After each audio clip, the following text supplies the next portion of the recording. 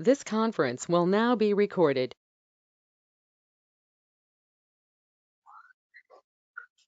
अब हम कुछ शब्दों के अर्थ किस प्रकार लगाने चाहिए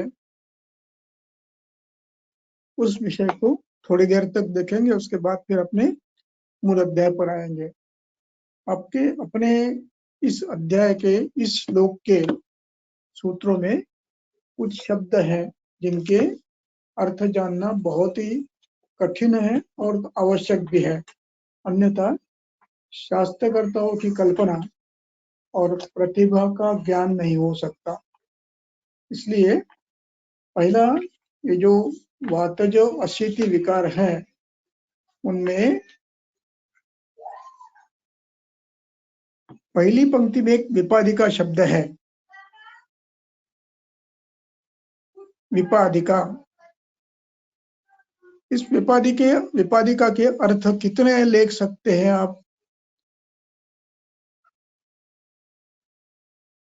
अधिष्ठान के अनुसार और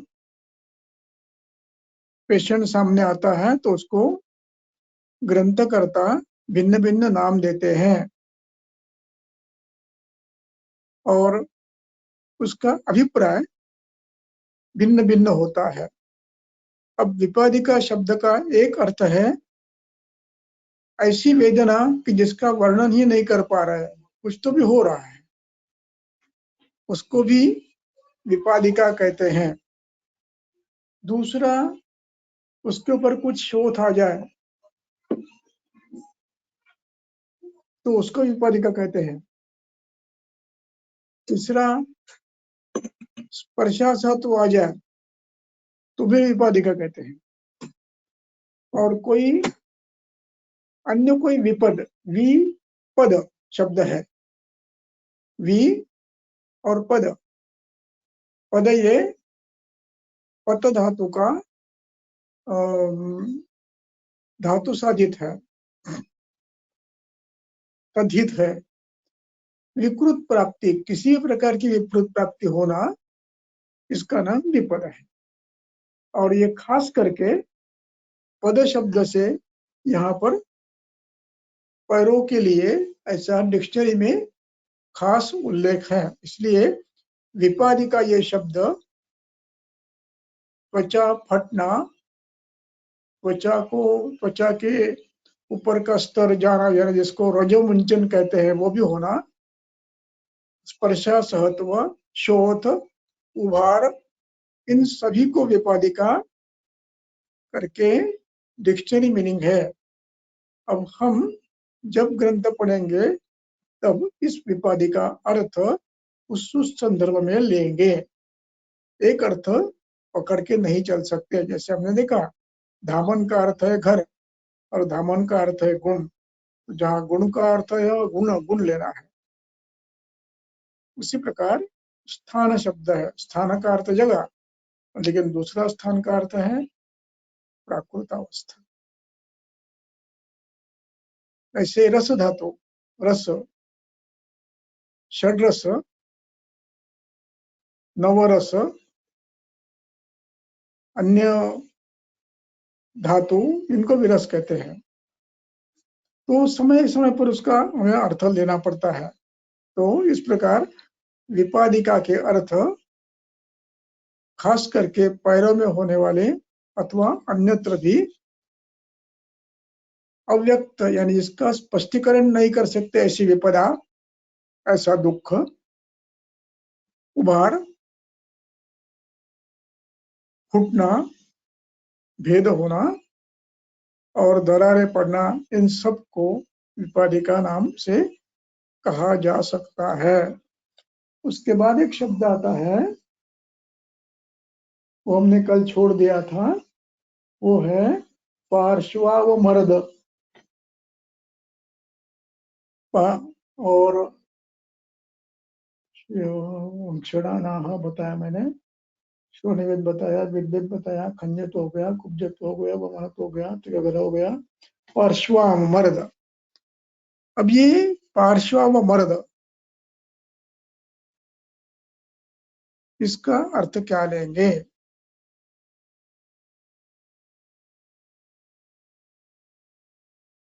इसके साथ यहाँ मर्द शब्द का अर्थ है वेदना होना, पार्श्व में घर्षण होना, वेदना होना, इस अर्थ में ये शब्द आता है। इसलिए पार्श्व व मर्द शब्द से विविध वेदना ये अर्थ लेना उचित होगा। उसके बाद उदरावेष्ट ये शब्द आता है। अब ये उदरावेष्ट शब्द में मूल धातु वेष्ट ऐसा ही है, वेष्ट हलंत है, और उसका अर्थ है surrounded, blockade, enclosed, fold, to fold, इतने उसके अर्थ हैं। विथ फोल्ड ऐसे उसके अर्थ हैं। तो इसलिए उदरावेष्ट का अर्थ उदर में शूल, व्यापक शूल, उदर में ग्रन वेष्टन यानी फोल्ड, हाथों की घड़ी पड़ना, ट्विस्टिंग होना, और वो उनका किसी कारण से अवरोध होना, इन सब को उदरावेष्ट कह सकते हैं। और ये बात जो हो तब उसको उदरावेष्ट नाम दे सकते हैं। उसके बाद आता है हृन्मोह। हृन्मोह शब्द का अर्थ यहाँ पर हृद शब्द से क्या अर्थ लेना। हृद शब्द से यहाँ पर शिरस्थ इंद्रिया ऐसे लेना। इनमें मोह यानी अज्ञान, यानी सम्यक ज्ञान नहीं होना। हृदय शब्द ग्रंथकार बुद्धिर निवासम हृदयम ऐसा भी कहते हैं, और एक मन का अधिष्ठान हृदय इसको भी कहते हैं। तो यहाँ पर हम मन मोहित होना इस अर्थ में भी ले सकते हैं, व्याकुल होना, मोहित होना यानी व्याकुल होना। जिस अवस्था में यानी मन के जो भाव है, स्वाभाविक भाव है, उसका आनंद नहीं ले सकते। अच्छी चीज को यह तो भी सुख नहीं मिल सकता, गाना सुना तो भी वो नहीं मिल, आनंद नहीं लेता, इस अर्थ को भी मोह कहेंगे। तो मोह अर्थ में कि इंद्रियों के द्वारा सम्यक ग्रहण न होना, हृदय के द्वारा, हृदय के जो कार्य है, मन का जो प्रसन्नता है वो समाप्त होना, इसको भी हृन्मोह कहते हैं। इस प्रकार हृन्मोह। उसके बाद रुद्र यानी गति बढ़ना, ध्रु धातु गति बढ़ना। उसके बाद वक्ष उद्घर्ष। यहाँ उद्घर्ष शब्द से उद ये उपसर्ग है और घर्ष इसका अर्थ है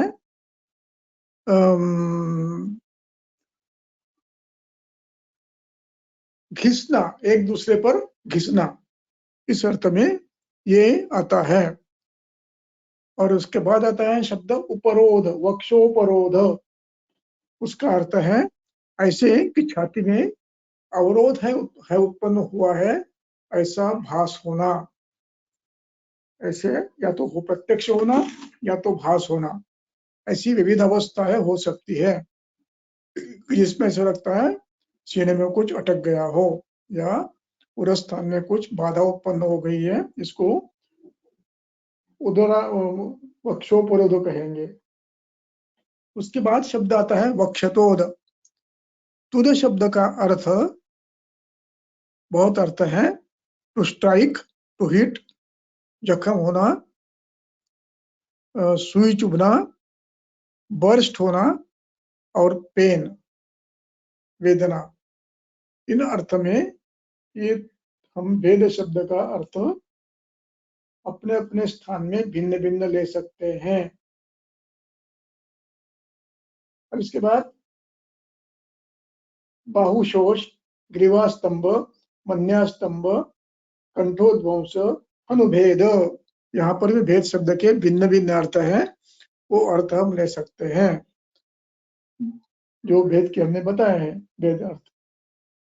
तो वैसे ओष्ठ भेद है, ओष्ठ में कुछ व्यापद होना, उसका भी नाम भेद है, ओष्ठ भेद है। और अक्षि भेद, ये भी आंख में कुछ विकृति उत्पन्न होना, इस अर्थ में भेद है। यहाँ भेद से अर्थ टूटना, काटना, फूटना, ऐसा शल्य में हो सकता है, लेकिन निज व्याधियों में भेद शब्द का अर्थ विविध वेदना, विविध अनुभूति और विविध व्याधि, इस अर्थ में ही उसको हमें लेना पड़ेगा।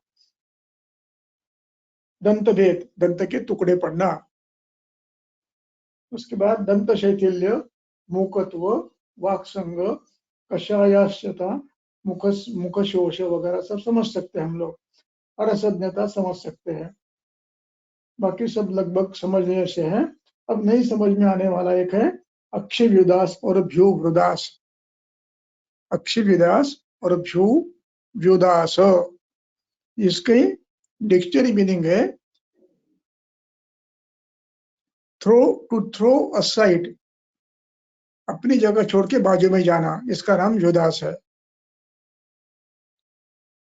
वी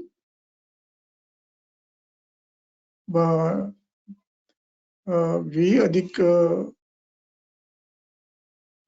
उ अधिक अस, ऐसा ये व्युदास बनता है। तो फेंकना, अपनी जगह से हिलना, इस अर्थ में वो विदास है। अक्षय विदास यानी अक्षय गोलक, एक अपनी जगह छोड़ के एक कोने में जाना या ऊपर जाना या तिरछा जाना, इसको विदास कहते हैं। वैसे ही भ्यू वृदास, भू अपने भिवई, आईब्रो, इसका स्खलन होना, ये भी विदास है। टेढ़ी होना, मेढ़ी होना, ऊपर चढ़ना, नीचे गिरना, या उसमें कुछ विकृति आना, इसका नाम व्युदास है। इस प्रकार ये सभी शब्दों का अर्थ हम लगभग, बाकी सब अर्थ आसान है, इसलिए उनका विचार अभी नहीं कर रहे हैं।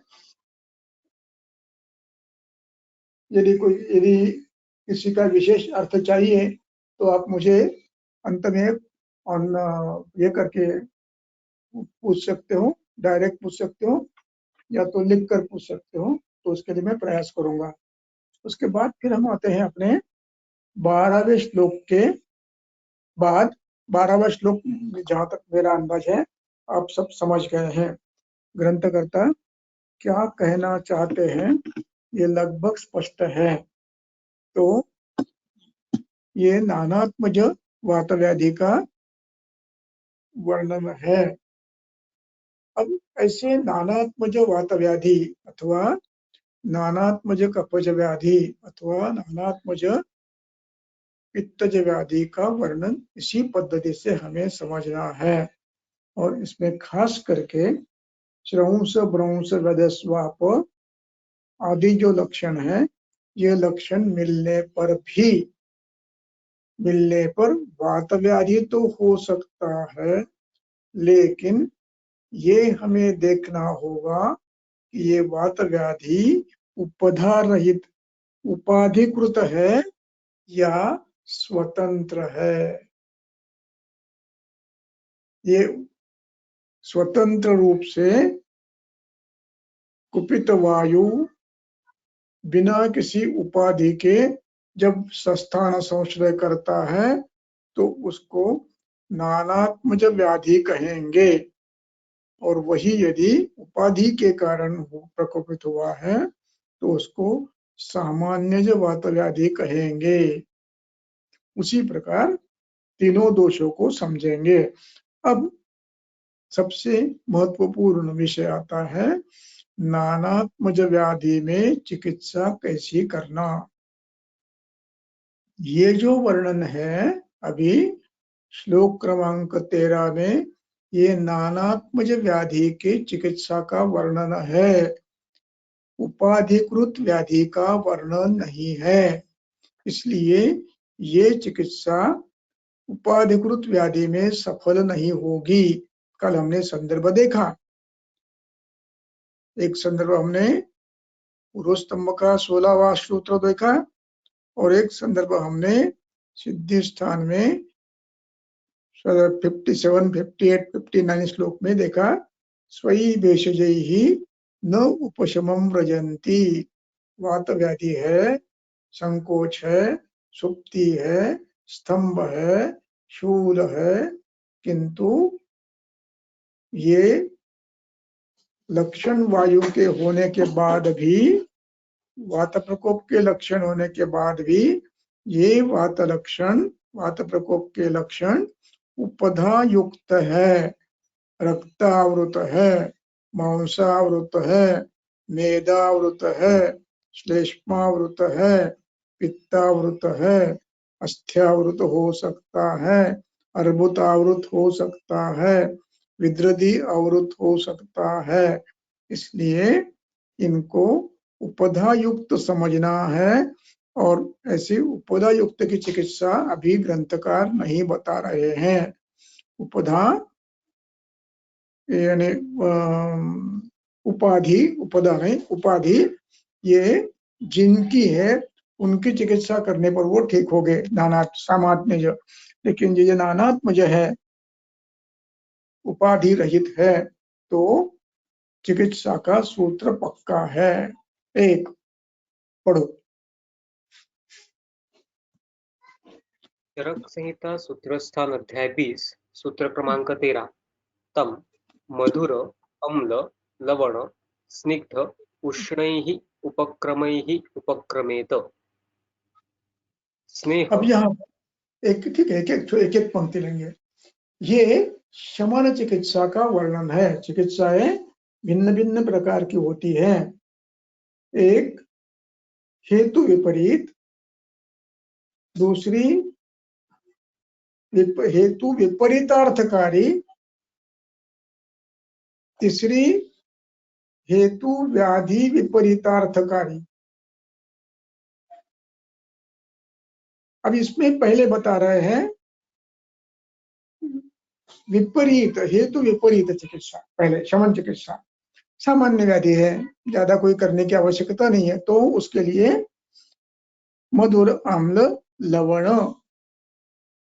अब ये क्यों, उसका कारण बताते हैं। वायु रुक्ष है तो उसके लिए स्निग्ध चाहिए, वायु शीत है तो उसके लिए उष्ण चाहिए, इसलिए स्निग्धोष्ण द्रव्य। वायु लघु है, भृंगण चाहिए तो गुरु है, पार्थिव है, अप्य है। इस प्रकार ये विपरीत है, हेतु विपरीत है। दोष विपरीत का अर्थ हेतु विपरीत है, दोष के गुणों के विपरीत है। और ये हम निश्चित कैसा करते हैं, हम दोष कौन से गुण से बड़े हैं या कुपित हुए हैं, ये हम हेतु के आधार पर निश्चित करते हैं।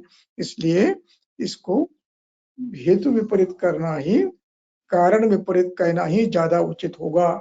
ये हुआ विपरीत। अब उसके बाद उसी विपरीतता में कुछ कर्म, स्नेह, स्वेद, आस्थापन, अनुवासन, नस्य कर्म, भोजन, अभ्यंग, उत्सादन, परिसेक आदि विर्वा वातरही जयेत।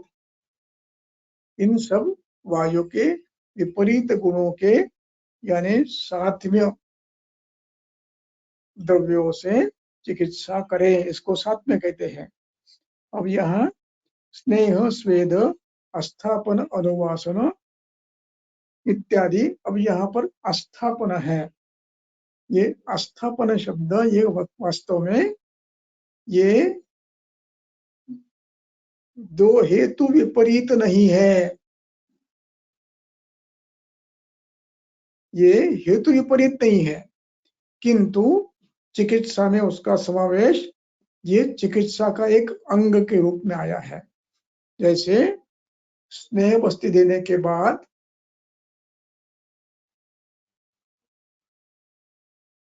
वात व्याधि में स्नेह बस्ती देने के बाद यदि दोबारा स्नेह बस्ती देनी है तो एक निरोह देकर शरीर का अम, अ, रूक्षण कर लेना आवश्यक है पक्वाशय का, अन्यथा स्नेह का प्रमाण बढ़ते हुए साध, गौरव ऐसे लक्षण उत्पन्न होते हैं। इसलिए एक निरोह देकर बचा हुआ स्नेह निकालकर फिर दूसरा अनुवासन दिया जाता है, क्योंकि ग्रंथकर्ता केवल अनुवासन देने के विरोध में है।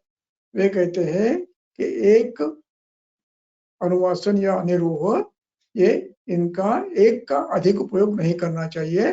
वो या तो वात प्रकोप करता है या तो अग्नि मंद करता है। इसलिए इसको कर्म में लेना है, लेकिन ये चिकित्सा का एक भाग है। अनुवासन निरोह ये चिकित्सा का उपांग है। ये कहिए कि आप उसका पश्चात कर्म या पूर्व कर्म है, इसलिए उसको छोड़ देना। लेकिन स्नेह बस्ती यानी अनुवासन बस्ती ये हेतु विपरीत है।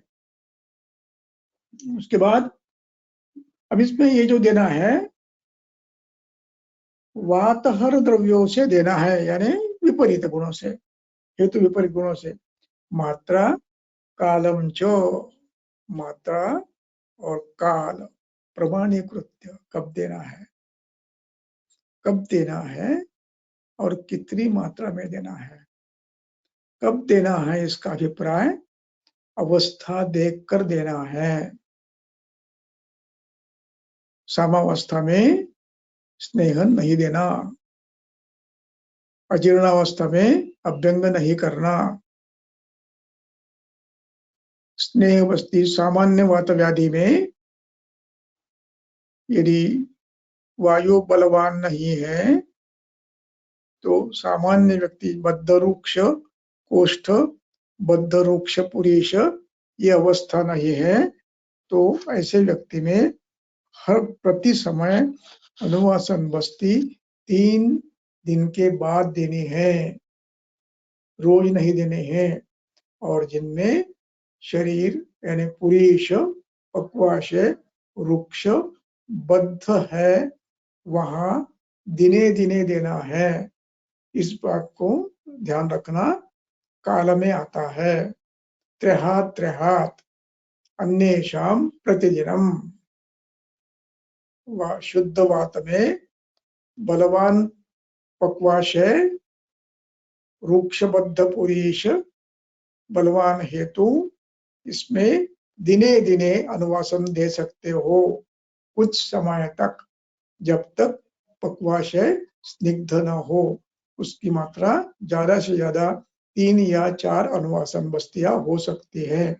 उसके बाद निरूह देना पड़ेगा आपको, और फिर आवश्यक हो तो फिर अनुवासन देना पड़ेगा। वो भी निरूह देते समय कितना तीक्ष्ण देना, कितना रूक्ष देना, ये निर्णय आपको देश, काल, हेतु इनके आधार पर करना होगा।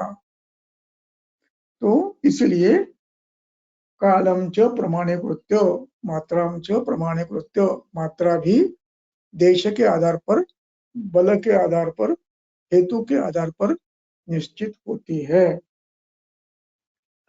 अनुवासनम च, अब इन सब में ये सामान्य सूत्र हुआ।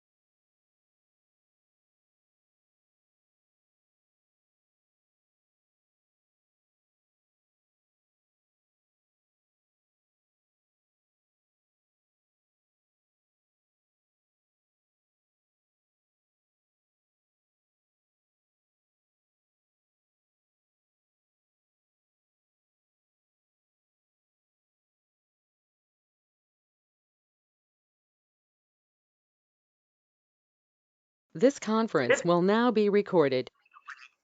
आदितः, तो तद ही आदितः, तद ही आदितः, तद और ह इसको द्वित वाकर ध बन जाता है, द और ध बन जाता है, तो तद ही आदितः, तो ही का य बन जाता है और ह का इधर ध बन जाता है, इकार का य बनता है, तो उसको अलग अलग करना है। तद हलंत ही ह्रस्व और आदितः, ये तीसरा शब्द बनता है। एव, ये अनुवासन निरोह क्रम, ये क्या करता है? आदितः पक्वाशयम अनुप्रविश्य, सबसे पहले पक्वाशय में जाकर क्या करता है? केवलम केवलम वैकारिक मूलम छिनत्ति, ये वैकारिक मूल को नष्ट करता है, यानी यहां से वायु का पोषण होता रहता है। ये जितना तीव्रतर पक्वाशय दृष्टि, उतना तीव्रतर वायु का पोषण होता है कटु विपाक से। इसलिए पहले उसको स्निग्ध, श्लक्षण, मृदु करना, ये पहले करना है। आदितः वैकारिक मूलम छिनत्ति, पहले आदितः, इसका अर्थ दूसरा, जब आदि शब्द लगता है तो इसका दूसरा अर्थ होता है, उसको कहते हैं अर्थापत्ति। बाद में पूरे शरीर का स्नेहन करता है, वैकारिक वायु को नष्ट करता है। आदितः मूलम छिनत्ति, उसके बाद मूल यानी पक्वाशय को वात प्रशांत करने के बाद केवल शरीर का भी वात शमन करता है। कैसे करता है वो उसका वर्णन आगे कहते हैं। तत्र अवजिते अपि वाते, तत्र अवजिते अपि वाते, तत्र अवजिते अपि वाते, यहाँ पर तत्र यानी पक्वाशय में सप्तमी है, और अवजिते वाते ये भी सप्तमी है, ये सती सप्तमी कहा जाता है इसको। इस अवस्था में तत्र अवजिते वाते, पक्वाशय में वायु को शांत करने के बाद विकृत वायु का पोषण बंद हो जाता है। अब यहां से उत्पन्न होने वाला वायु नाति रुक्ष होगा, नाति कटु विपाकी होगा, जो आवश्यक है उतना ही कटु विपाक निर्माण होगा। प्रथमतः यानी वहां पर शांति होने से विकृत वायु का पोषण यहाँ पर समाप्त हो जाता है। इसलिए अब क्या कहते हैं? तत्र अवजिते वाते अपि, यहाँ पर पक्वाशय में आपने वायु का अवजय कर लिया तो भी शरीरांतर्गता वात विकारा, इतना भी आपने कर लिया तो शरीर में का वात प्रकोप भी स्वयं शांत हो जाता है। क्यों? अपने वैकारिक मूल ही निकाल दिया, पोषण करने वाला वैकारिक मूल ही निकाल दिया आपने। उसका स्पष्टीकरण अधिक अच्छा आगे करते हैं। यथा, उदाहरण देकर दृष्टांत तंत्र युक्ति, वनस्पति मूल छिन्ने, वनस्पति का मूल यदि आप तोड़ देते हो तो स्कंद, शाखा, प्ररोह, कुसुम, फल, पलाश आदीनाम नियतो विनाशम, यानी मूल को आपने यदि तोड़ दिया, छिन्न भिन्न किया, तो स्कंद, शाखा, प्ररोह, कुसुम, फल, पलाश इनका ह्रास निश्चित है। इसी प्रकार पक्वाशय यदि उत्तम हो गया, उसका आत्यंतिक कटु अवस्था पाक समाप्त हो गया, नॉर्मलाइजेशन में आ गया कटु अवस्था पाक, तो अपने आप शरीर में होने वाला वृक्षादि गुणों का पोषण बंद हो जाता है। इसलिए ये श्रेष्ठतम है। बस्ती नानात्मज व्याधि में श्रेष्ठतम है। इस बात को हमें ध्यान रखना है। अब थोड़ा सा इसमें तंत्र युक्ति के आधार पर थोड़ा सा भिन्न वर्णन में करना आवश्यक है। वो ध्यान से समझने का प्रयास करो। उसके लिए थोड़ी देर के लिए विमान स्थान के अध्याय 6 का श्लोक नंबर 12 निकालो। विमान स्थान अध्याय 6 श्लोक क्रमांक 12, नीचे से 4th लाइन, चौथी पंक्ति, नीचे से 4th पंक्ति।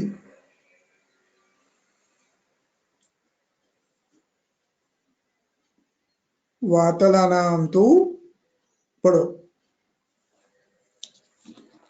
अध्याय 6 सूत्र क्रमांक 12। वातलानां तु वाताभिभूते अग्नि अधिष्ठाने विषमा भवति अग्नयः। बस काफी, इतना ही काफी है। अग्नि अधिष्ठ, जैसे पक्वाशय दुष्ट हुआ और हेतु वैसे चलते रहे, तो उसका परिणाम महाश्रोतस पर होता है, अपानावृत समान होता है और अग्नि विषम बनता है। विषम अग्नि बनने का अभिप्राय यह है कि वो उसका परिणमन कभी अच्छा होता है, कभी ठीक नहीं होता। अब जब ठीक होता है तब तो कोई आपत्ति नहीं है, लेकिन जब ये ठीक नहीं होता तब आम प्रदोष की संभावना, अजीर्ण की संभावना ज्यादा है। और यदि ऐसे लगातार चलने रहा तो आमाशय में आमोत्पत्ति का संचय, आम संसर्ग जिसको कहते हैं,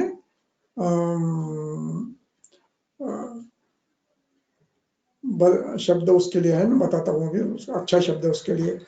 तो महाश्रोतस ये विदग्ध दोषों से युक्त बनता है और ये अवस्था में अग्नि अन्न पचा नहीं सकता, क्योंकि उसका विदग्ध अन्न को पचाने का काम चल रहा है। विदग्ध अन्न, विदग्ध दोष, और इसके ऊपर यदि आप गलती से आहार डाल लेते हो तो ये विदग्धता बढ़ते बढ़ते बढ़ते बढ़ते अग्नि आवृत होकर अग्नि कुछ भी पचा नहीं सकता। मूल विषमाग्नि, अंतिम परिणाम आमोत्पत्ति का बल बढ़ गया तो अग्नि विदग्ध आहार से व्याप्त होकर सम्यक परिणमन कर नहीं सकता। अग्नि बंद होता है और अजीर्ण आमविष की उत्पत्ति बढ़ती रहती है। इस बात को नहीं भूलना है। इसलिए यदि वात प्रकोप दीर्घकालीन है, वात प्रकोप के हेतु दीर्घकाल तक चल रहे हैं, तो आपको अग्नि की परीक्षा करनी ही है। अग्नि विषम है, मंद है, ये देखना है। उसके साथ साथ आम प्रदोष के लक्षण मल में परिवर्तन, प्रवाहन, प्रवाहिका, गुदस्राव, अंगगौरव, भ्रम, मूर्छा, अंग सदन, अरुचि, ऐसे लक्षण, अविपाक, ऐसे लक्षण कभी कभी उपस्थित होते हैं या नहीं, इनको भी देखना है। और यदि शुद्ध वात व्याधि के हेतु है तब भी आपको यहाँ पर स्नेहन चिकित्सा नहीं करनी है। यहाँ पहले लंघन, आमदोष पाचन और फिर अनुवासन निरोह करना पड़ता है। अब ये समझने के लिए हम जाएंगे ग्रहणी चिकित्सा में।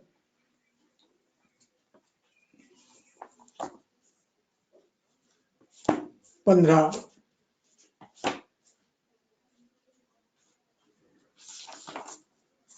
अब देखिए 15 अध्याय 15 में श्लोक नंबर 59, 60 और 61, 62 तक पढ़ लो। चरक संहिता चिकित्सा स्थान अध्याय 15 सूत्र क्रमांक 59।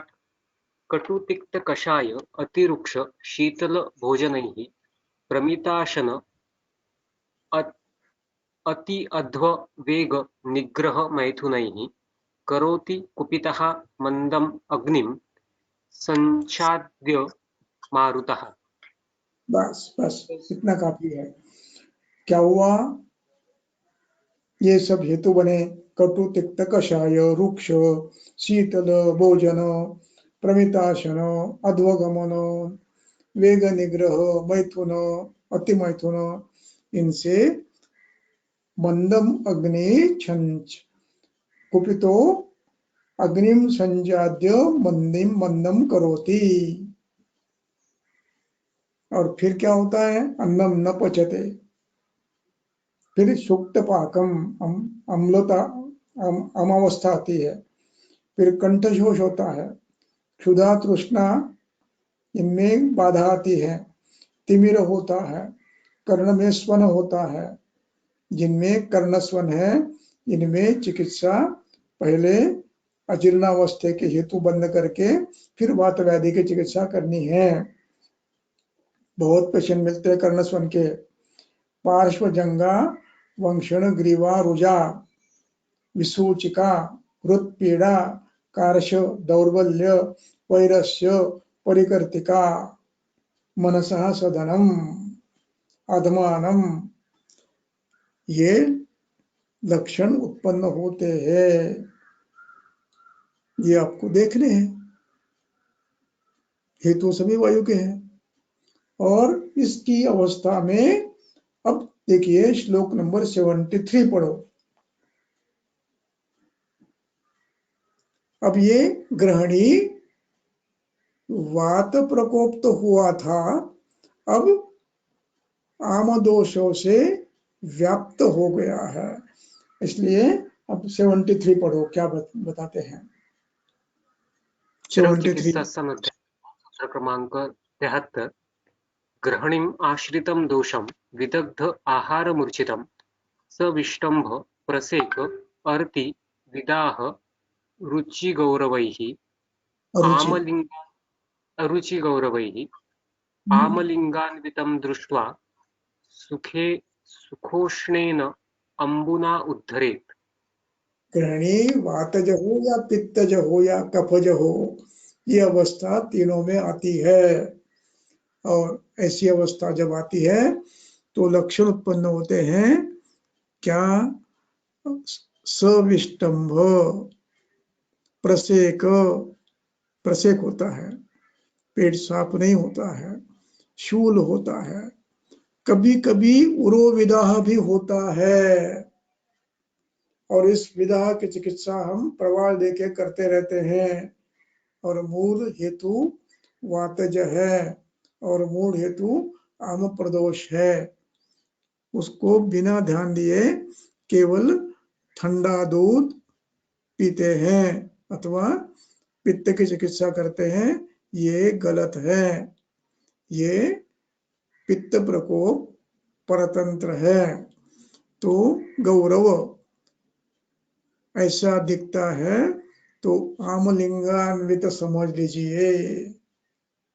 वातज व्याधि है, हेतु वायु के है, लेकिन इन लक्षणों से युक्त है तो उसको आमान्वित समझकर पहले क्या करो, सुखोष्णेन अम्बुना उद्धरेत, पहले गर्म पानी पिलाकर उसको आमाशय को शुद्ध करो। उसके बाद फिर 75 पढ़ो। लीनं फलानां वा कषायेण पिप्पली सर्षपैः तथा लीनं पक्वाशयस्थं वा अपि आमं स्त्राव्यं सदीपनैः शरीर अनुगते बस। और पक्वाशय में यदि आमावस्था है कुछ मात्रा में, अपि पक्वाशयस्थम वा अपि आमम, तो उसको दीपन पाचन द्रव्यों से श्रावित करना है, हरित की देकर कर पाचन उसको नीचे निकाल देना है पाचन करके।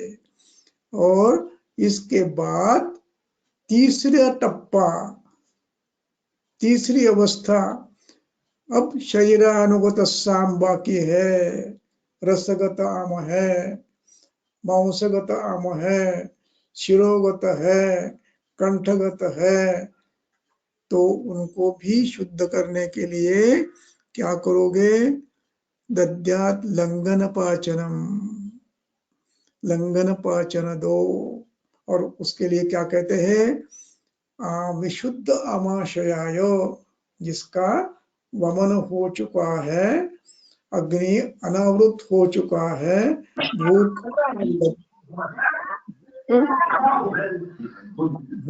अच्छी लग रही है, ऐसे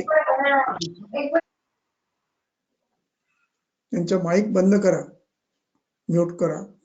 तो ऐसे व्यक्ति को विशुद्ध आमाशयी कहा जाता है। तो ऐसे विशुद्ध आमाशयाय, ये चतुर्थी है, जिसका आमाशय विशुद्ध हुआ है, उस व्यक्ति को पंचकोलादि भी श्रुतम, पंचकोल से सिद्ध की हुई पेया अथवा योष अथवा जो भी योग्य समझे आप, ये देना शुरू करो। और उसके बाद जब अग्नि अच्छा हो जाएगा तो पुनः उसके बाद फिर अच्छे अच्छे दीपन कल्पों का उपयोग आहार में, आहार के साथ करो। और ज्ञातवात परिपक्वामम, अब आम परिपक्व हो गया, ये समझ में आने के बाद फिर अब क्या करना है, मारुत ग्रहणी को, यानी ये वातज ग्रहणी है तो इसके हेतु वायु के हैं, तो इसको दीपनी युत सर्पी पायेत अल्पशो भिषक, दीपनी द्रव्यों से सिद्ध किया हुआ घृत थोड़ा थोड़ा पिलाओ। और फिर बल प्राप्त होने के बाद, अग्नि संदुक्षित होने के बाद, किंचित बुभुक्षा हो उत्पन्न अच्छी हो गई है, अग्नि अच्छा हो गया है, तो अच्छी अग्नि में अब सप्तविन मारुत यदि है, यानी मल मूत्र में यदि अवरोध है, वायु मूत्र और मल में यदि इतनी सुखपूर्वकता नहीं है, तो द्वहम त्रयम व संस्नेय, अब 2 या 3 अनुवासन देकर इसको निरूहयेत, अभ्यंग देकर उसको निरूहदेव, अथवा एरंड तैल से तैलवकेन वा सक्षारेण वा विरेचयेत। इस प्रकार शुद्ध अनहोने के बाद शुद्धम वृक्षाशयम ज्ञातवा, यानी अब पक्वाशय शुद्ध हो गया है, तो अब यानी एरंड तेल का विरेचन भी देना है या तो निरोह भी देना है। और स्वस्थ, उसके बाद फिर उसको अनुवासन देना प्रारंभ करो। और ये अनुवासन आप आवश्यक हो तो रोज भी दे सकते हो, और आवश्यक नहीं है तो 3 दिन के बाद दे सकते हो। और वो अनुवासन कैसे देना है? दीपनीय अम्ल वातग्न शुद्ध तेलेन मात्रया, और उसके साथ निरूह भी देना है। सम्यक निरूह आने के बाद पुनः अनुवासन देना है और लघु भोजन देना है। ये वातज की चिकित्सा है। हर वात व्याधि में आपको ध्यान देना है कि ये अवस्था संभव तंत्र युक्ति से आ सकती है। इसको कहते हैं संभव तंत्र युक्ति। इसलिए ग्रंथकार भले ही कह रहे हो कि ये वायु की चिकित्सा है, अभ्यंग, परिषेक, निरोह, अनुवासन वगैरह वगैरह, भृंगण, फिर भी यदि महाश्रोतस आमानुलिप्त है तो इतनी चिकित्सा करने के बाद फिर आपको अनुवासन, निरूह क्रम, अभ्यंग, स्वेद, नस्य आदि करना है। उसके पहले करोगे तो बाधा आएगी, व्याधि बढ़ेगा। इस बात को गौर से समझो। हर वात व्याधि में हेतु वायु के होने के अनंतर भी संभव है कि अग्नि विषम होकर फिर आमोत्पत्ति होकर वो आवृत हो सकता है और शरीर भी आमान्वित हो सकता है। इसलिए वायु के हेतु मिलने के बाद भी आप सीधे सीधे चिकित्सा यदि स्नेहन करोगे तो रोगी पर अन्याय करोगे। सच अपराध्यति न तो योगैरेव तो केवलम, केवल योगों का उपयोग मत करो। अवस्था, देश, काल, मात्रा, अग्नि, इनका विचार करो। ये समझना बड़ा आवश्यक है, अन्यथा बहुत बड़ी गलती हम लोग कर सकते हैं और रोगी ठीक होने के स्थान पर बढ़ता जाता है।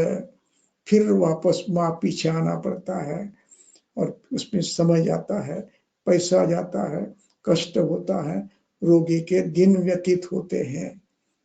जो शीघ्रता से ठीक होना था वो 2-2, 3-3 महीने लेता है। कितना बड़ा अपराध हो रहा है, ऐसी भावना अपने मन में आ सकती है।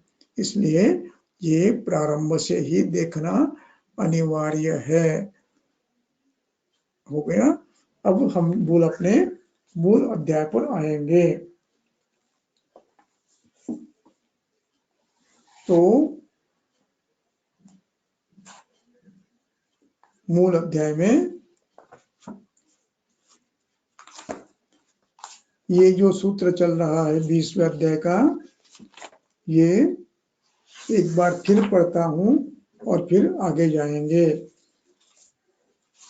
तो ये महारोगाध्याय का 13वां सूत्र है कि यथा वनस्पति मूले मूलम छिन्नति, तब अपने आप वात विकार शांत हो जाते हैं।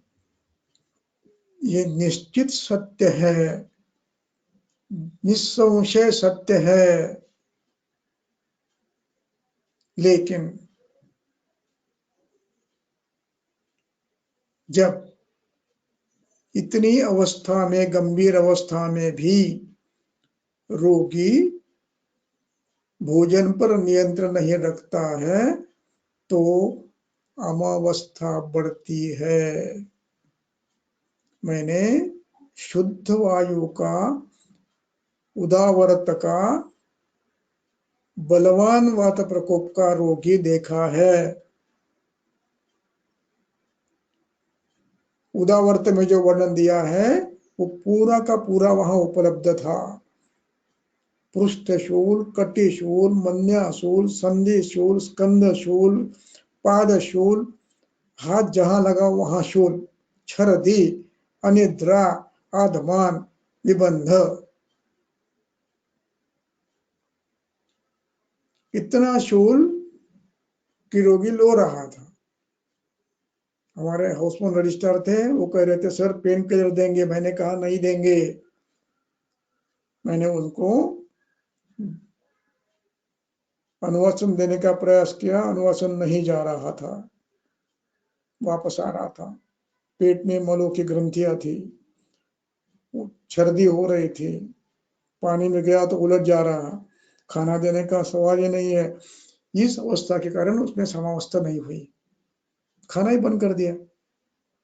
फिर उसके लिए हमने प्रयास किए, फिंगरिंग करके कुछ मलों की गांठियां निकाली और फिर अनुवासन दिया। अनुवासन देने के बाद बड़ी मात्रा में अनुवासन अंदर गया। शाम को मल की गांठियां बाहर आई और पेट हल्का हुआ, पेशेंट शांति से सो गया, छर्दी कम हो गई और फिर उसको धीरे धीरे यूष दिया, सिद्ध यूष दिया और फिर धीरे धीरे भोजन दिया। ऐसे करके पूरे के पूरे लक्षण 7 दिन में समाप्त होकर रोगी घर पे गया। ये वनवासी क्षेत्र में गाठी, वही अपने त्योहार के दिन वो वर्ष प्रतिपदा के दिन गाठे बनाते हैं ना शक्कर की, वो बनाने का धंधा करते थे और दिन रात 24 घंटे काम करते थे, लगातार 15 दिवस बिना सोए। उसका यह परिणाम था। तो ये अवस्था शीघ्रता से आया तो रोगी आ सकती है, आप सीधा अनुवासन दे। लेकिन इसमें यदि इस अवस्था में यदि इतनी बलवान अवस्था नहीं है तो रोगी खाते रहता है, रोज खाते रहता है, जो मिला नॉनवेज जो भी मिला वो खाते रहता है और फिर उसमें समावस्था आती है। इधर जागरण, इधर भोजन, इधर जागरण, इधर भोजन, इधर अजीर्ण, समावस्था और शूल बढ़ते जाता है। ऐसी अवस्था आ सकती है।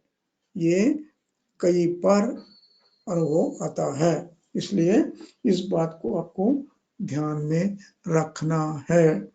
इसके बाद फिर अब शुरू होता है पित्त विकार को। कल उसको हम कल देखेंगे, आज यहाँ रुक जाते हैं क्योंकि मैं इसके बाद विषय बहुत बड़ा है तो समाप्त नहीं होगा, इसलिए यही रुकते हैं। कुछ प्रश्न हैं तो पूछो, नहीं तो बंद करो।